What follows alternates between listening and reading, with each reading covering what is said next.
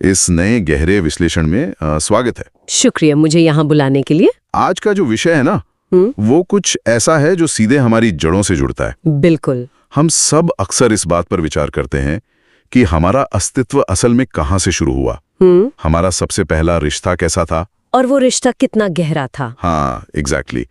तो आज का ये पूरा विस्तृत विश्लेषण पेंटर पंकज कुमार धीमान द्वारा लिखे गए कुछ बेहद दिलचस्प और काव्यात्मक नोट्स पर आधारित है, जो कि बहुत ही गहरे और आध्यात्मिक नोट्स हैं। जी।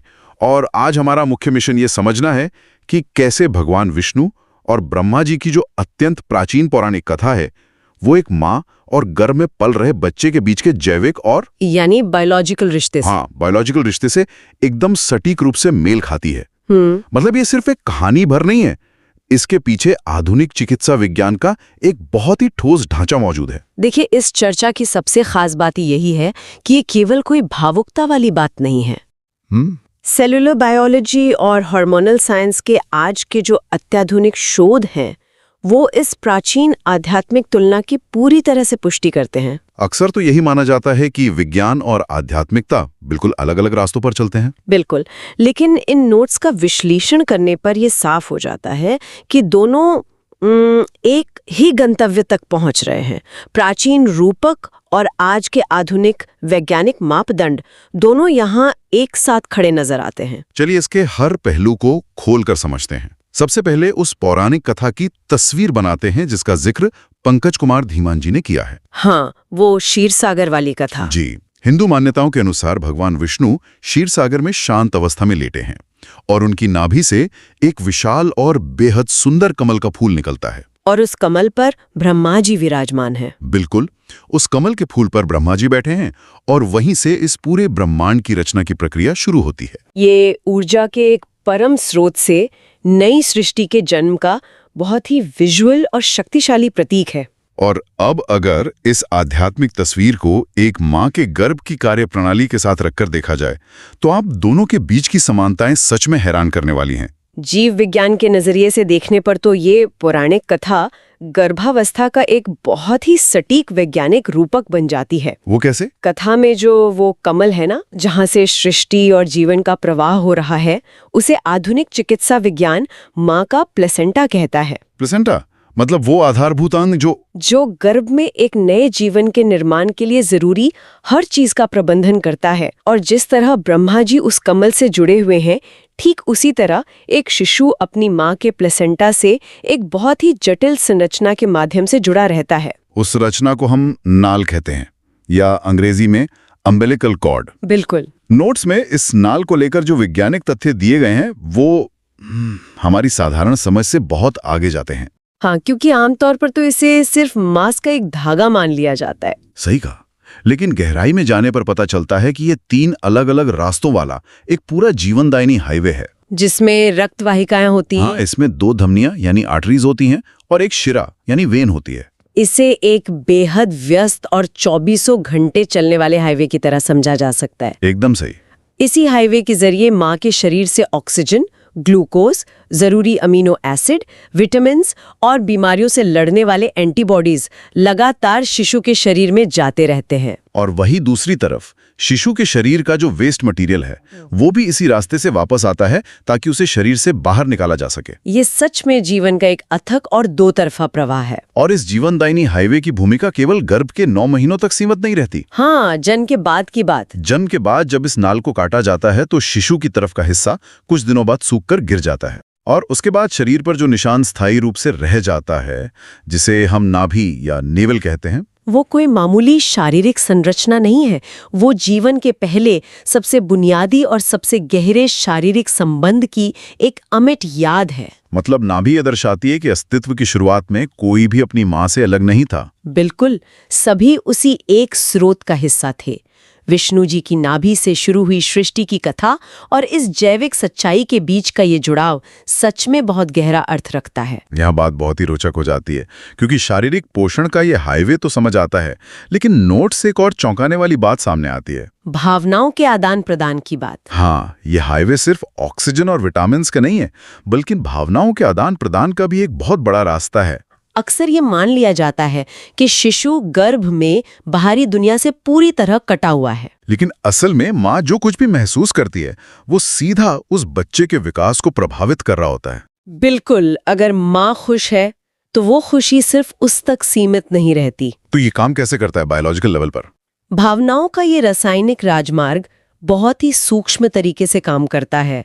आधुनिक एंडोक्रिनोलॉजी ने ये साबित किया है कि गर्भ में पल रहा शिशु भावनात्मक रूप से अपनी माँ के अनुभवों का सीधा भागीदार होता है। मतलब खुशी के हार्मोन शेयर होते हैं। जी, जब माँ को खुशी, शांति या संतुष्टि का अनुभव होता है तो शरीर में एंडोर्फिन्स और ऑक्सीटोसिन जैसे हार्मोन स्रावित होते हैं। और ये हार्मोन माँ के रक्त प्रवाह में मिलते हैं। हाँ, और फिर प्लेसेंटा को पार करते हैं और उसी नाल के जरिए बच्चे के तंत्रिका तंत्र तक पहुंच जाते हैं। अरे वाह, इसका बच्चे पर क्या असर होता है? इसका सीधा परिणाम ये होता है कि बच्चे की हार्ट रेट स्थिर रहती है, उसका नर्वस सिस्टम शांत रहता है और उसका समग्र न्यूरोलॉजिकल विकास बहुत ही इष्टतम तरीके से होता है। ये तो एक तरह का रासायनिक पोषण हुआ जो शारीरिक पोषण जितना ही जरूरी है। एकदम सही कहा आपने। खुशी के हार्मोन का प्रभाव तो बहुत सकारात्मक है, लेकिन नोट्स में स्ट्रेस यानी तनाव को लेकर जो चर्चा की गई है वो थोड़ी डराने वाली है। हाँ, स्ट्रेस का प्रभाव काफी अलग होता है। अगर ये हाईवे दोनों तरफ से खुला है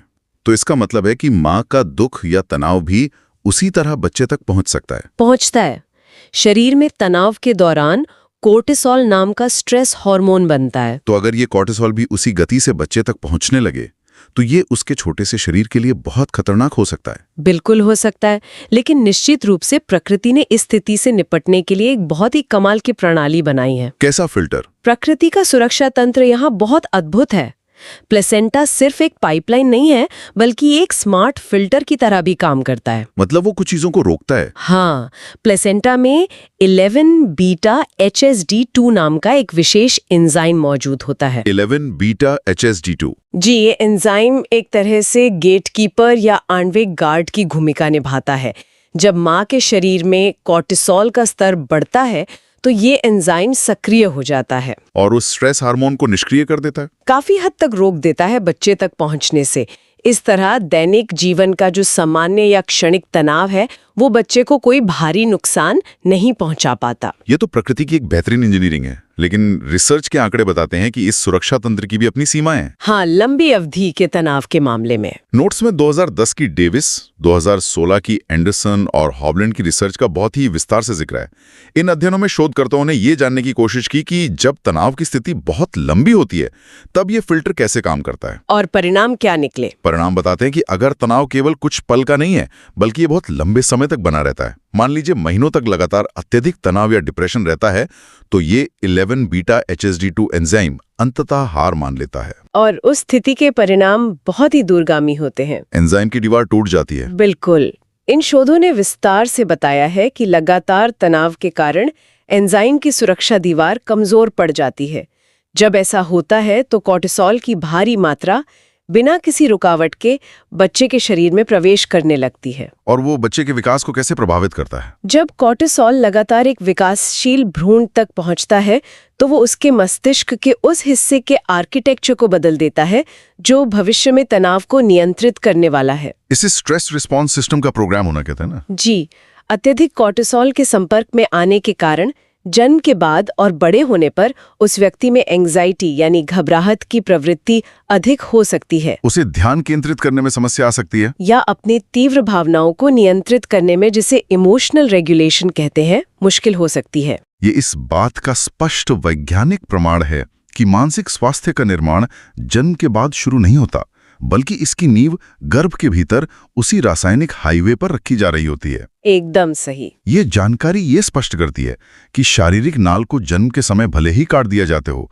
लेकिन भावनात्मक और रासायनिक स्तर पर जो प्रभाव पड़ते हैं वो स्थायी होते हैं। कुछ डोर ऐसी होती हैं जो कभी नहीं कटती। अक्सर सोचा जाता है कि जन्म के बाद एक शिशु बाहरी दुनिया में आकर सब कुछ नया सीखता है, लेकिन रिसर्च बताती है कि वो पहले से ही बहुत कुछ सीख चुका होता है, बहुत सी स्मृतियों को संजो चुका होता है। ध्वनि और आवाज का ही उदाहरण ले लीजिए। गर्भ के भीतर का माहौल बिल्कुल शांत नहीं होता। वहाँ क्या क्या आवाजें होती हैं? गर्भ के भीतर का वातावरण बहुत ही सक्रिय और ध्वनियों से भरा होता है, और इसमें सबसे प्रमुख ध्वनि होती है माँ के दिल की धड़कन। जो उसे लगातार सुनाई देती है। महज 20 से 24 हफ्ते की उम्र में एक विकासशील भ्रूण उस धड़कन को स्पष्ट रूप से सुनने और महसूस करने लगता है। वो एक निरंतर चलने वाली लय है जो पूरे 24 घंटे उसके साथ रहती है। स्रोत में 2015 की वेब और उनके सहयोगियों की रिसर्च का विस्तार से वर्णन है जो फीटल ऑडिटरी प्लास्टिसिटी पर केंद्रित है। हाँ, उस रिसर्च में ये समझने की कोशिश की गई थी कि जन्म के बाद शिशु पर इस प्रारंभिक श्रवण स्मृति का क्या असर होता है। जन्म के बाद की दुनिया एक नवजात के लिए बहुत ही शोरगुल वाली, तेज रोशनी से भरी और डरावनी होती है, जिसकी वजह से शिशु अक्सर बहुत घबराया हुआ रहता है, रोता है। और उस घबराहट को शांत करने का तरीका किसी चमत्कार से कम नहीं लगता। वो कैसे? वेब के अध्ययन ने दिखाया कि जब एक रोते हुए और हाफते हुए नवजात शिशु को मां के सीने से लगाया जाता है तो जैसे ही बच्चा उस परिचित धड़कन को दोबारा सुनता है, वही लय जो उसने महीनों तक गर्भ में सुनी थी, उसका तंत्रिका तंत्र तुरंत प्रतिक्रिया करता है। शिशु की तेजी से चलती सांसें स्थिर होने लगती हैं, दिल की धड़कन सामान्य हो जाती है और वो गहरी शांति का अनुभव करता है। ये श्रवण स्मृति इतनी मजबूत होती है कि ये शरीर विज्ञान को तुरंत नियंत्रित कर सकती है। ये शारीरिक अलगाव के बावजूद एक अदृश्य डोर के हमेशा बंधे रहने का सबसे सुंदर उदाहरण है। ये दिल की धड़कन वाली बात वाकई बहुत ही प्रभावी है, लेकिन स्रोत हमें इस विश्लेषण के सबसे चौंकाने वाले और गहरे हिस्से की ओर ले जाता है। तो इस सब का असल में क्या मतलब है? अभी तक तो बात जन्म के आसपास की घटनाओं की हो रही थी।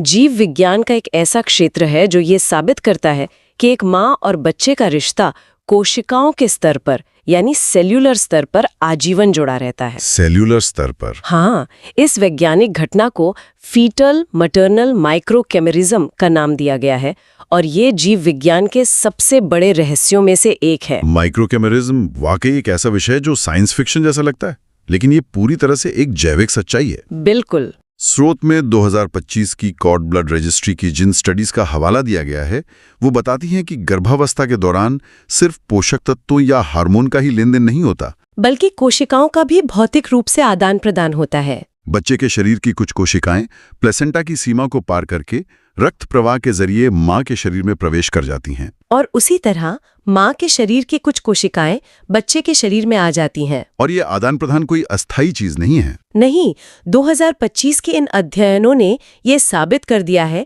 कि ये कोशिकाएं जन्म के बाद नष्ट नहीं होती और न ही शरीर का इम्यून सिस्टम इन्हें बाहरी मानकर खत्म करता है। तो वो जाती कहाँ है? इसके बजाय बच्चे की वे कोशिकाएं मां के प्रमुख अंगों जैसे कि दिमाग का कॉर्टेक्स, दिल की मांसपेशियां और लिवर में जाकर बस जाती हैं और जीवन भर वहीं रहती हैं। और मां की कोशिकाएं? ठीक इसी तरह मां की कोशिकाएं बच्चे के शरीर में हमेशा के लिए सुरक्षित रह जाती हैं और उसके अंगों का हिस्सा बन जाती हैं। अंश को शारीरिक रूप से अपने भीतर धारण किए रहती है। और हर बच्चा अपनी मां के अंश को, वे दोनों एक दूसरे के शरीर का शाब्दिक और कोशिकीय हिस्सा बन जाते हैं। इसका सीधा सा मतलब है कि जब ये कहा जाता है कि एक बच्चा हमेशा अपनी मां के दिल और दिमाग में रहता है, तो ये सिर्फ एक भावनात्मक बात नहीं है। ये एक स्थापित वैज्ञानिक सत्य है।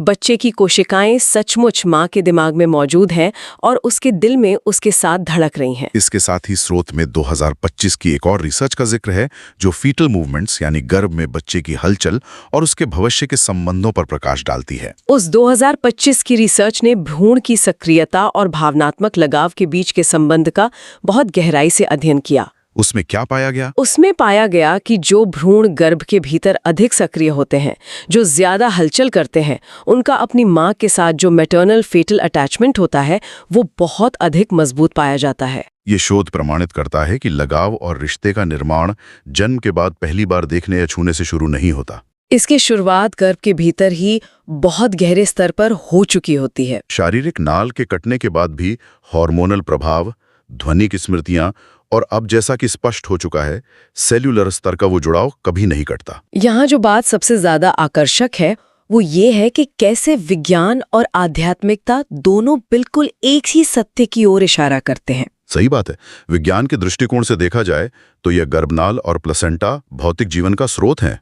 यही वो माध्यम है जिससे जीवन पनपता है और विकसित होता है। बिल्कुल। वहीं दूसरी ओर धर्म और आध्यात्मिकता इसे ऊर्जा, सृष्टि और प्रेम का प्रतीक मानते हैं। बिल्कुल। इस पूरे विश्लेषण का सार पंकज कुमार धीमान जी के उन काव्यात्मक नोट्स की एक बहुत ही सुंदर पंक्ति में समाहित है। मैं उसे पढ़ना चाहूंगा। जी जरूर पढ़िए। स्रोत में लिखा है, नाभि से निकली डोर ही जीवन का कमल है। विज्ञान इसे नाल कहता है, धर्म से सृष्टि। बहुत ही खूबसूरत पंक्तियां हैं। ये पंक्तियां मानव जीवन के सबसे बड़े रहस्यों को बहुत ही गहराई और सरलता के साथ स्पष्ट कर देती हैं। और सुनने वालों के लिए इस जानकारी का महत्व बहुत बड़ा है। अगर इस पूरी चर्चा के महत्व की बात करें कि इस जानकारी को जानने के बाद नजरिया कैसे बदलता है, तो ये इस बात को पूरी तरह से नया रूप दे देता है कि मातृ संबंध को किस तरह देखा जाना चाहिए। ये केवल समाज द्वारा बनाए गए ढांचे, बचपन की यादों या पालन पोषण तक सीमित रिश्ता नहीं है। ये डीएनए और कोशिकाओं में बसा एक ऐसा जैविक सच है जिसे कभी मिटाया नहीं जा सकता। कोई भी व्यक्ति अपनी उन शुरुआती जड़ों से खुद को कभी पूरी तरह अलग नहीं कर सकता, क्योंकि वो जड़ें उसके शरीर के हर कण में हमेशा के लिए मौजूद हैं। तो आज की इस चर्चा से हमने सीखा कि साइंस और पौराणिक कथाएं असल में एक ही सिक्के के दो पहलू हो सकते हैं। ये निश्चित रूप से जीव विज्ञान और दर्शन दोनों के नजरिए से एक बहुत ही शक्तिशाली विचार है। चूंकि अब इस रिश्ते की समझ एक नए सेलुलर और माइक्रोस्कोपिक स्तर तक पहुंच चुकी है, तो इस विश्लेषण का अंत एक बहुत ही गहरे सवाल के साथ किया जा सकता है। कैसा सवाल? एक ऐसा विचार जो स्वयं यानी सेल्फ की परिभाषा और व्यक्तिगत पहचान को ही चुनौती देता है। बताइए। अगर फीटल मैटरनल माइक्रोकेमेरिज्म एक स्थापित सत्य है, अगर पिछली पीढ़ी की कोशिकाएं मस्तिष्क के भीतर और हृदय के ऊतकों में जीवन भर जीवित रहती हैं और अंगों के काम करने के तरीके को प्रभावित कर सकती हैं, तो फिर एक व्यक्ति की अपनी पहचान या इंडिविजुअलिटी की असली सीमा क्या है? ये तो बहुत गहरा सवाल है। अगर कोई इंसान सोचता है, कोई फैसला लेता है या अपने अंतर्ज्ञान के आधार पर कुछ महसूस करता है, तो क्या वो विचार पूरी तरह से सिर्फ उसी के मस्तिष्क की उपज है? या फिर क्या ये संभव है कि हर इंसान अपने ही शरीर के भीतर अपनी पिछली पीढ़ी के साथ लगातार एक मौन जैविक बातचीत कर रहा है? एक ऐसा अदृश्य संवाद जहां व्यक्ति की अपनी पहचान और उसके पूर्वजों की कोशिकाएं आपस में मिलकर एक ही जीवन चला रही हों। बिल्कुल। ये विचार मानव अस्तित्व की पूरी समझ को वाकई एक नया आयाम दे देता है। सुनने वालों के लिए ये सोचना बहुत दिलचस्प होगा कि क्या ये जीवन केवल एक व्यक्ति की कहानी है या फिर ये पीढ़ियों का एक जीता जागता, सांस लेता हुआ जैविक संग्रह है। इसी पर विचार करने की जरूरत है। आज के इस गहरे विश्लेषण को इसी रोमांचक और विचारोत्तेजक दर्शन के साथ यहीं विराम दिया जाता है। इस बात पर जरूर विचार किया जाना चाहिए कि शरीर के भीतर धड़कता हुआ जीवन कहाँ से शुरू होता है और उसकी सीमाएं असल में कहाँ तक फैली हुई हैं। समय देने और इस विस्तृत चर्चा का हिस्सा बनने के लिए बहुत बहुत धन्यवाद।